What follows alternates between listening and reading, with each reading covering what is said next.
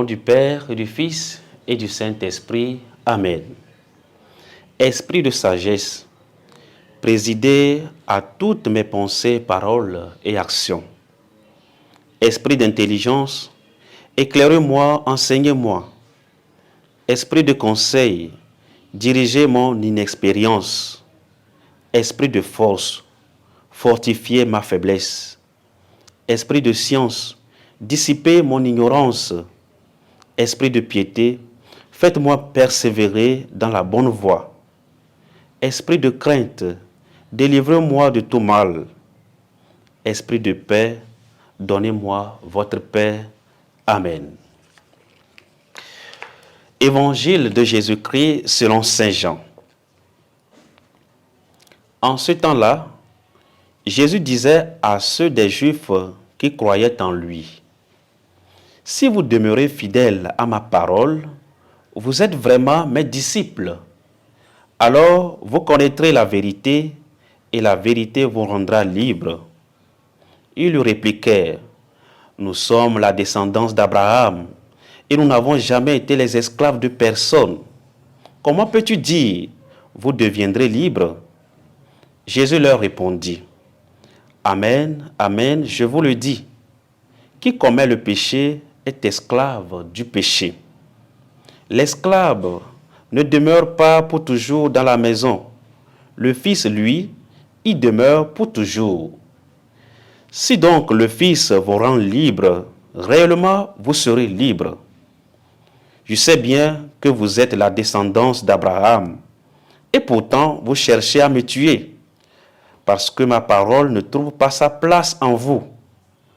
Je dis ce que moi, j'ai vu auprès de mon Père, et vous aussi, vous faites ce que vous avez entendu chez votre Père. » Ils lui répliquèrent, « Notre Père, c'est Abraham. » Jésus leur dit, « Si vous étiez les enfants d'Abraham, vous feriez les œuvres d'Abraham. Mais maintenant, vous cherchez à me tuer, moi, un homme qui vous ai dit la vérité que j'ai entendue de Dieu. Cela, Abraham ne l'a pas fait. Vous, vous faites les œuvres de votre père. » Ils lui dirent, « Nous ne sommes pas nés de la prostitution. Nous n'avons qu'un seul Père, c'est Dieu. » Jésus leur dit, « Si Dieu était votre Père, vous m'aimeriez, car moi, c'est de Dieu que je suis sorti et que je viens. Je ne suis pas venu de moi-même, c'est lui qui m'a envoyé. » Acclamons la parole de Dieu. Louange à toi, Seigneur Jésus. Bien-aimés de Dieu, aujourd'hui, mercredi 9 avril 2025, nous poursuivons notre marche dans la foi et l'espérance en préparant déjà l'entrée dans la semaine sainte.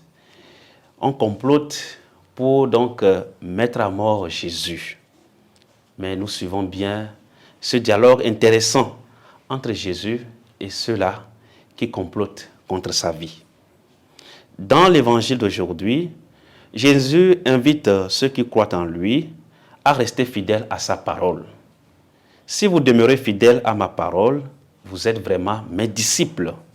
Alors vous connaîtrez la vérité et la vérité vous rendra libres.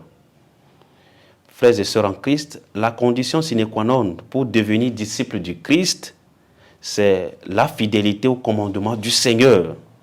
Cette fidélité nous fait connaître la vérité et la vérité nous rend libres. La personne libre par excellence est le Fils de Dieu et sa liberté consiste à être fils. Seul le Fils peut communiquer une liberté qui consiste essentiellement en une filiation divine. Ce n'est que par le Fils que l'accès au Père en tant que Père est possible, c'est-à-dire dans la liberté.